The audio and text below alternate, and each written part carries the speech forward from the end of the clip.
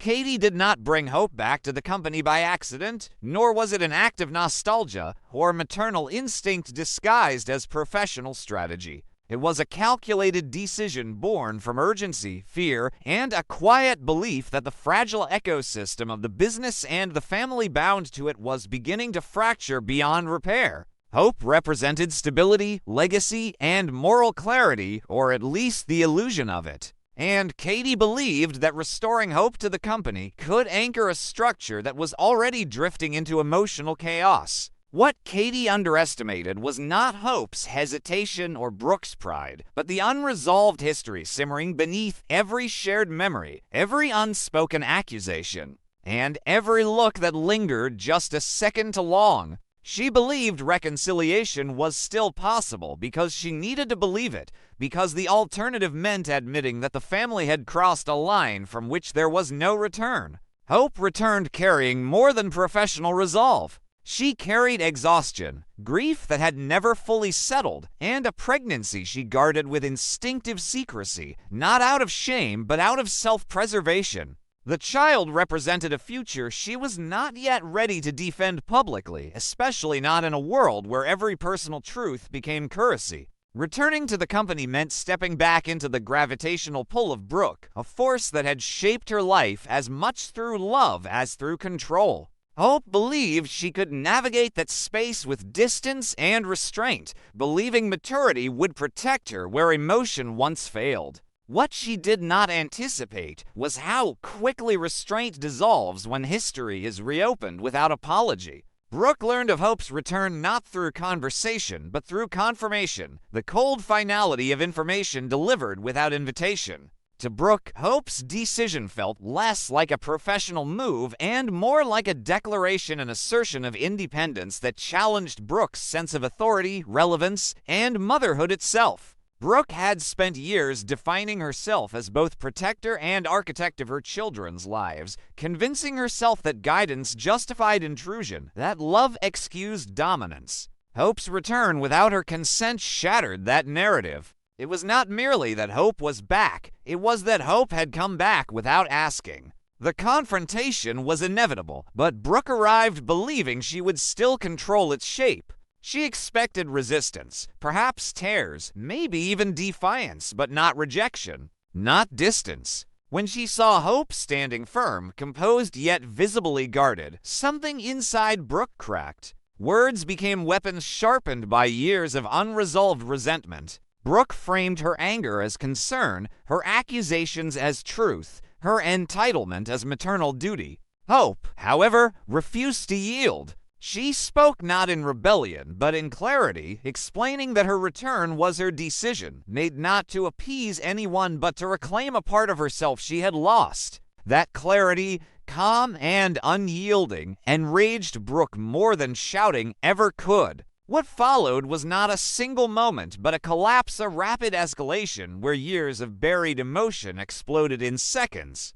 Brooke accused Hope of betrayal, of ingratitude, of rewriting history to suit her own narrative. Hope responded not with cruelty, but with truth, reminding Brooke that love without boundaries had often felt like suffocation, that guidance had too often crossed into control. Each word stripped away Brooke's self-image piece by piece, exposing a woman terrified of becoming unnecessary.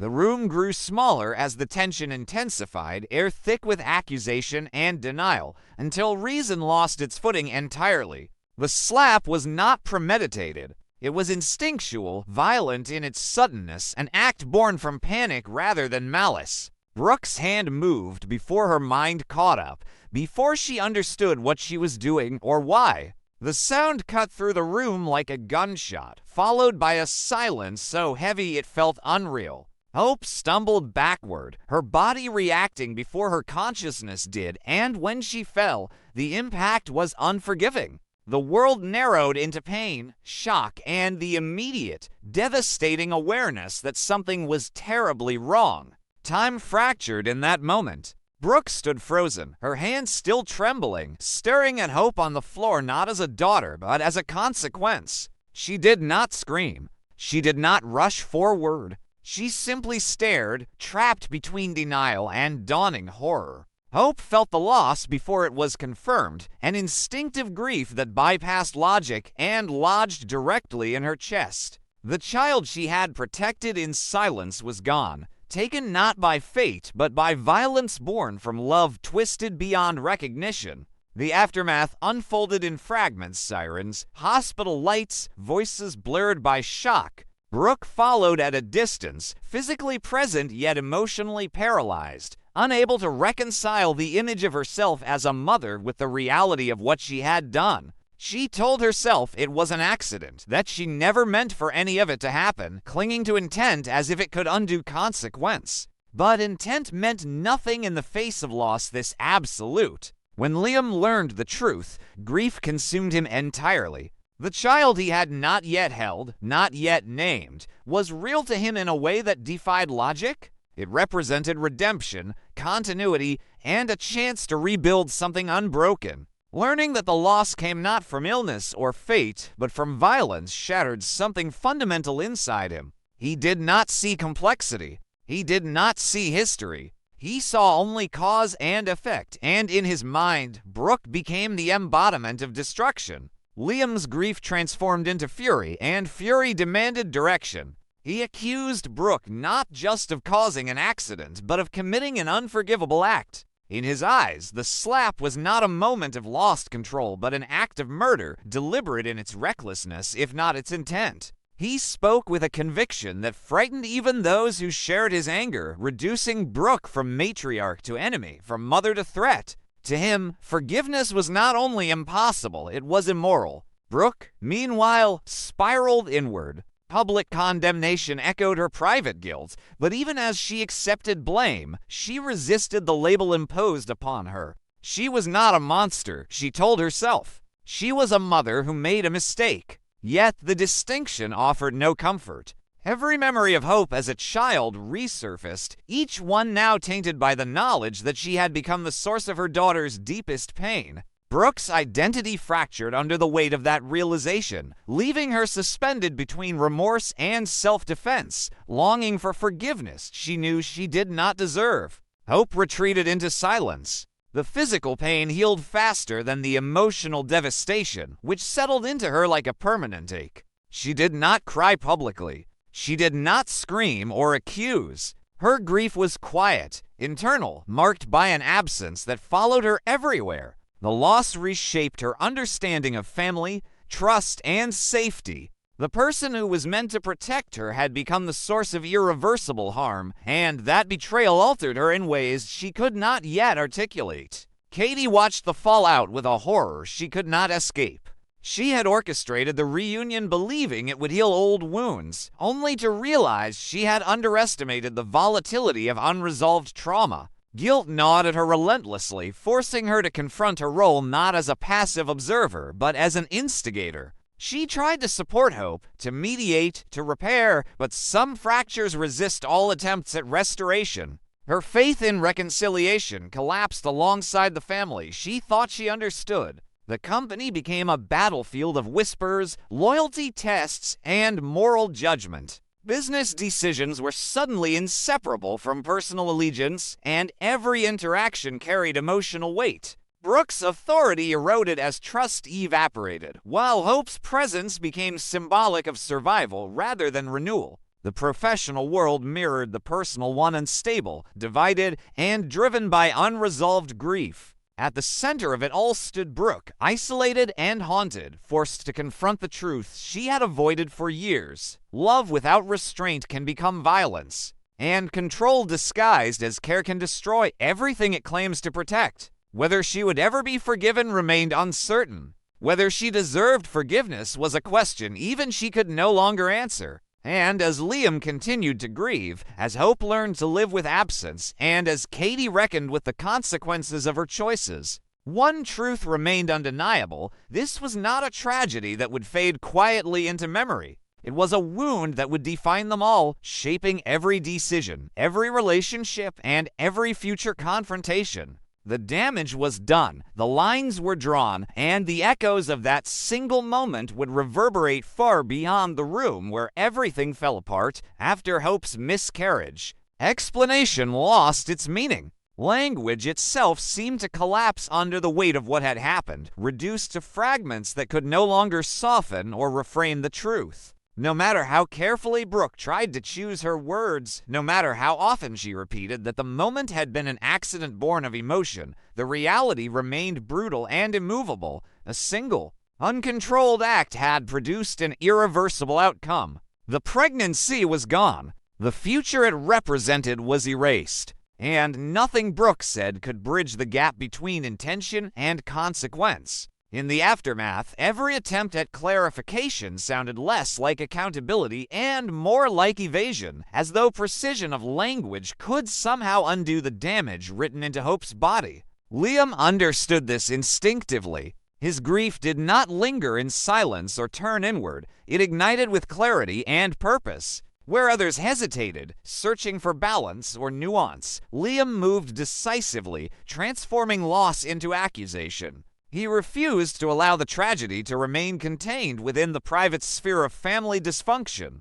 To him, this was no longer an internal matter to be processed behind closed doors. It was an event that demanded recognition, record, and judgment. The pain was too severe, the loss too absolute, to be buried beneath apologies or appeals to history. By the time Brooke was still trying to convince herself that she could fix what she had broken, Liam had already taken the story out of her hands. The machinery of the legal world entered the narrative with chilling efficiency. Police reports replaced whispered arguments. Medical documentation supplanted emotional recollections. What had begun as a volatile confrontation in a corporate hallway now expanded into an evidentiary landscape governed by procedure rather than sentiment. Hope's medical records became central texts, their clinical language devastating in its neutrality. Dates, times, diagnoses, and outcomes were recorded without judgment. Yet, each line carried an implicit accusation, simply by existing.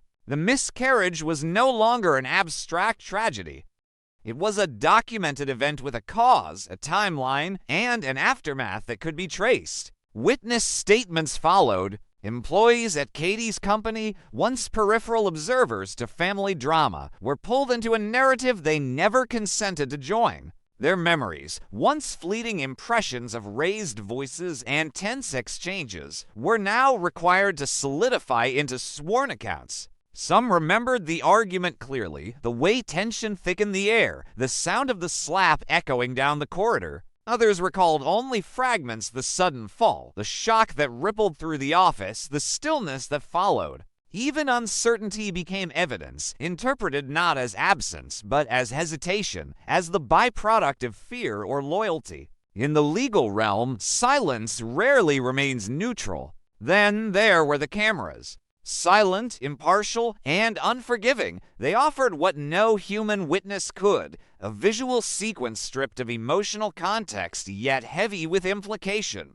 The footage did not capture motives or internal states, but it did not need to. It showed proximity, movement, impact, and collapse. To the public eye, these images told a story far simpler than reality. A raised hand, a sudden fall, a woman left on the floor. The absence of sound only amplified the interpretation, allowing viewers to project intent onto motion. Brooke's insistence that it had been just a slap dissolved against the cold authority of recorded images that suggested force, imbalance, and consequence. Brooke found herself trapped between panic and performance. On one hand, she was unraveling internally, haunted by the memory of Hope falling, by the knowledge that her own body had delivered the blow that changed everything. On the other, she clung desperately to the image she had spent decades constructing, the strong matriarch, the woman who survived scandals, betrayals, and public scrutiny through sheer force of presence.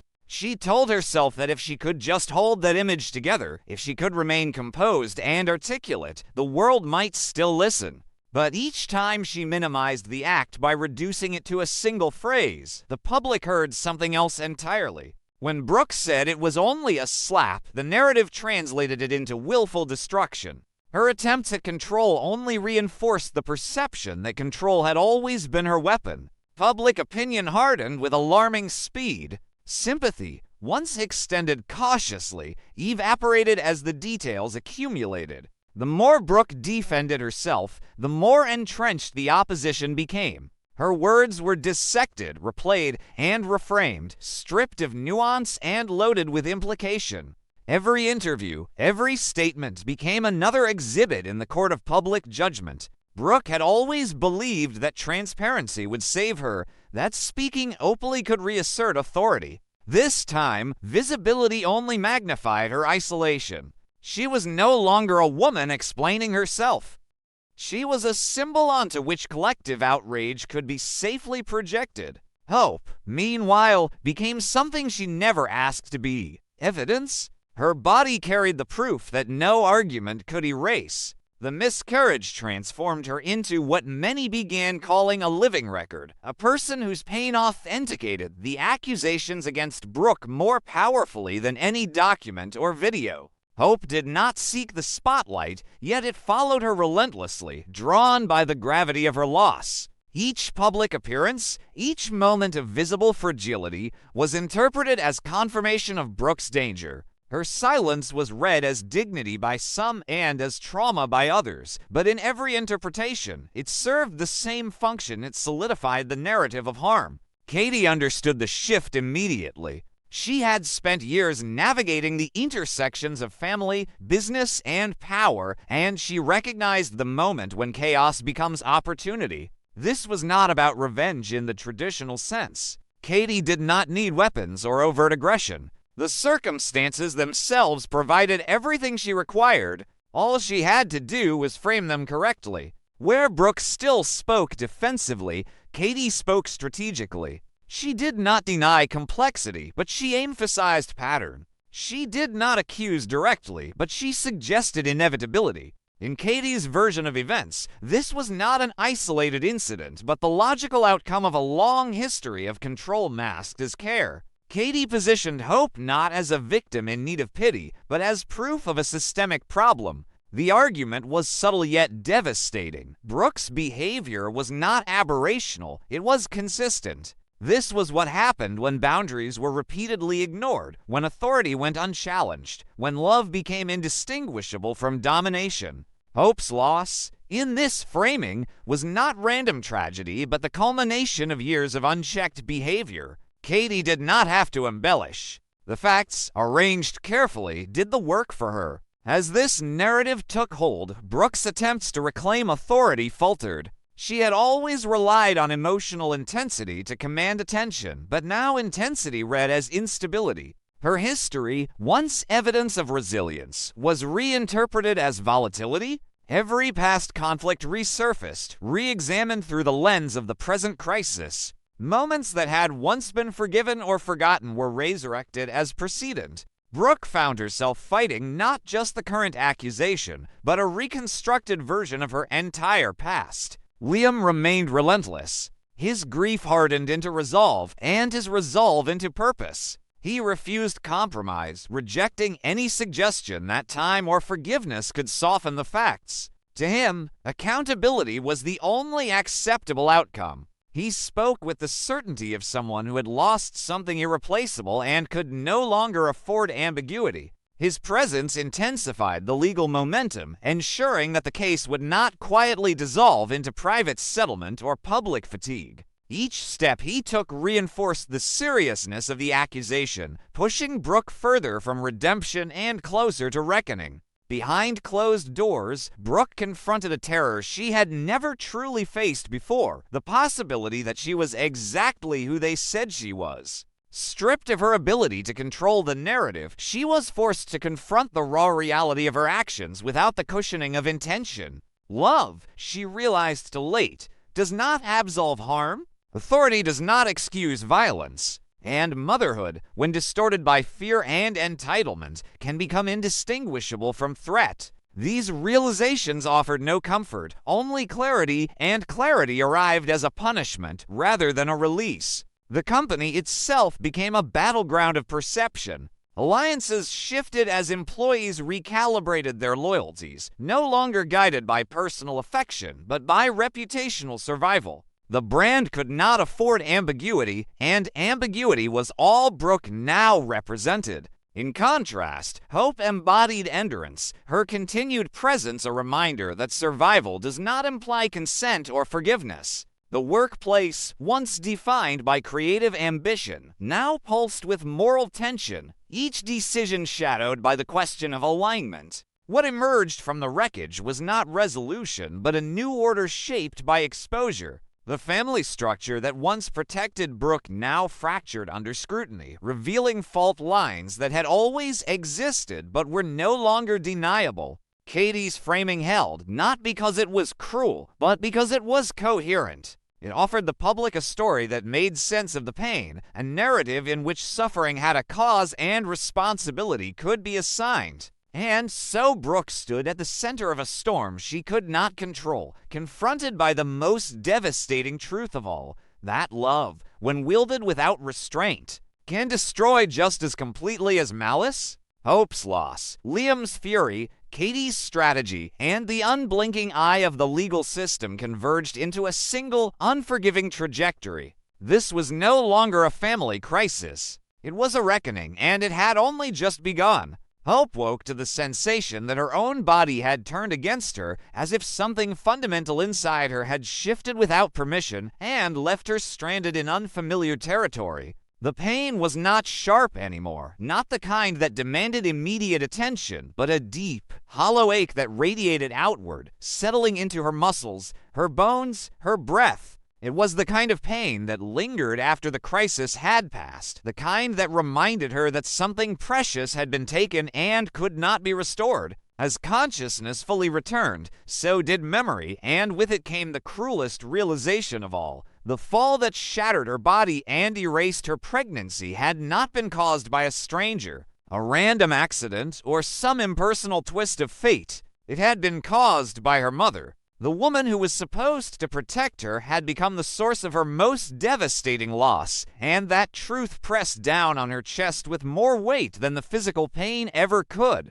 In those first quiet moments, Hope searched instinctively for anger, for outrage, for the kind of fury that might give shape to her suffering. Instead, she found only exhaustion and a vast, echoing silence. It was not the silence of shock, which fades as reality asserts itself, but something deeper and more deliberate. This was the silence of a boundary being drawn for the first time, not through confrontation, but through withdrawal. Hope no longer had the energy to fight her mother in the familiar patterns of raised voices and emotional bargaining. The old dynamic mother and daughter locked in endless cycles of accusation and defense felt suddenly irrelevant, even childish, compared to the enormity of what had been lost. Words felt inadequate, even obscene, in the face of such betrayal, and so Hope said nothing. That silence unsettled Brooke more than any scream could have. Brooke had always known how to respond to resistance.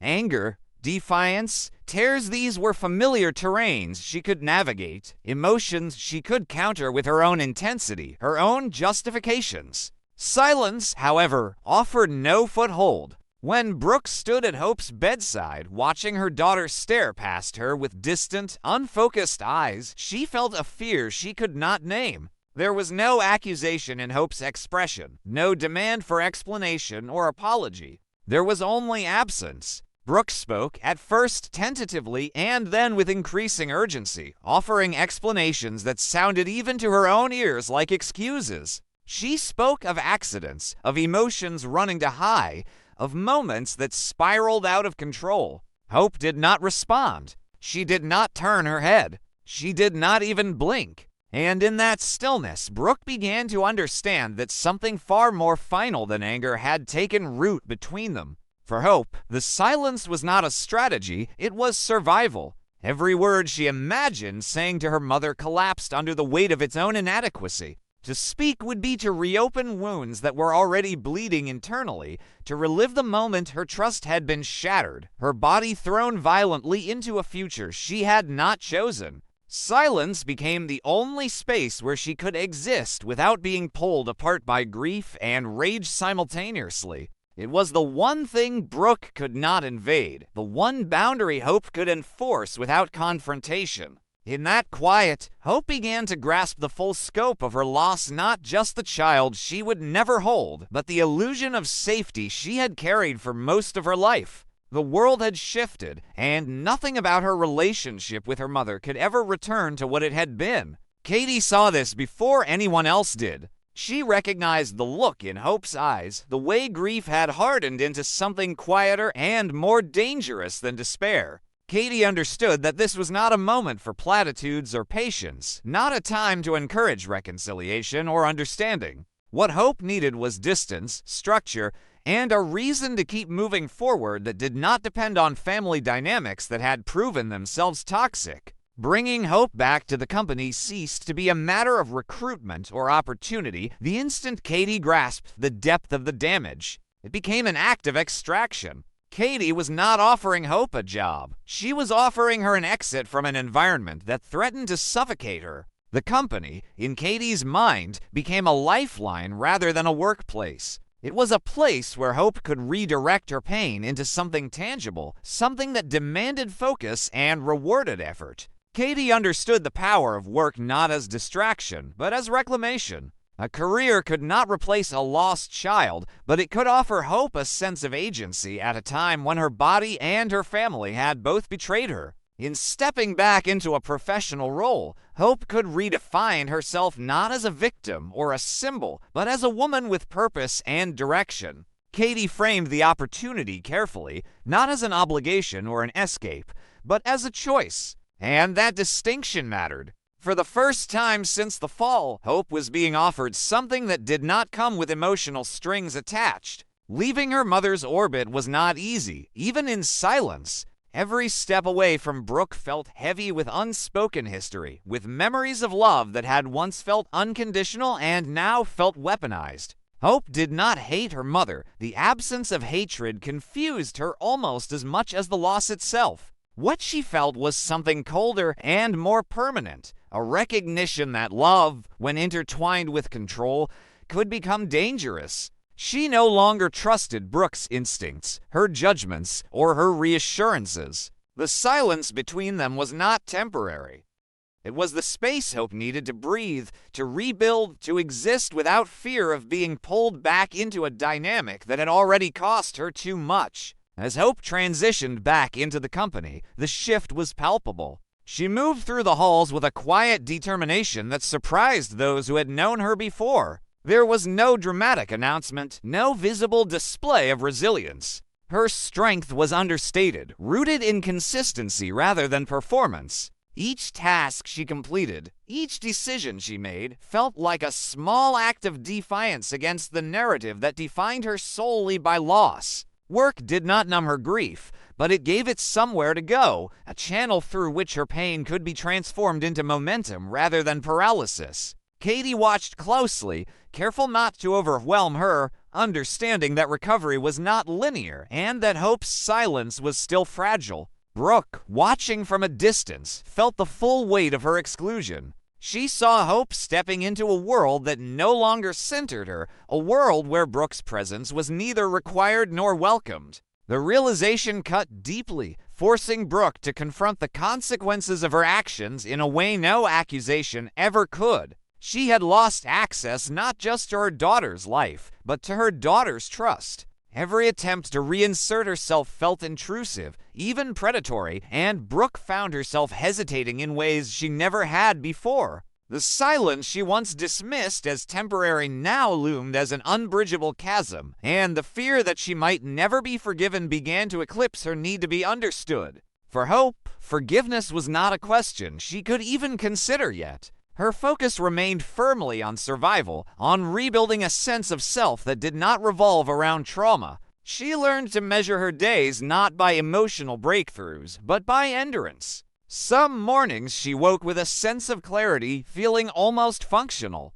Other days, the weight of loss pressed down on her so heavily that even simple tasks felt monumental. Yet through it all, the structure of her work provided a steady rhythm, a reminder that she was still capable of creation even after such profound destruction. Katie's decision to pull her into that space proved crucial, offering Hope a form of rescue that did not require her to be grateful or healed, only present. The transformation was gradual and uneven, but it was real. Hope began to reclaim her voice, not in conversations about her mother or her loss, but in meetings, in creative decisions, in moments where her expertise and intuition mattered. Each assertion of professional identity reinforced a sense of autonomy that had been violently stripped from her. She was no longer defined solely by what had happened to her, but by what she continued to do despite it. In that process, Hope discovered a quiet strength she had never needed before, a resilience forged not in conflict but in withdrawal.